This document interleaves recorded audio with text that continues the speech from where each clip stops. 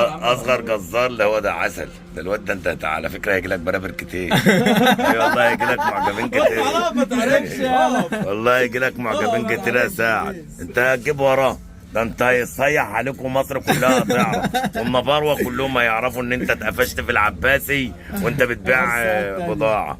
الاكل قدامه يعلقه لي. لا يا عم ما يقدرش على صغير رجله دي. بس وقف معاه واحد ويعمل كل حاجه. عبده معاه فيديو اللي هو بيسلخ والله. هو كان شغال جزار. طب انت بتقبض قد ايه يا عبده في اليوم؟ بيني وبينك كده بعيد عن الساده المشاهدين والناس اجمعين. بتاخد كام في 100. الاسبوع يا عبد؟ قول لي. 700 في الاسبوع. 500 صح؟ باين عليك. 500 دولار في الاسبوع صح؟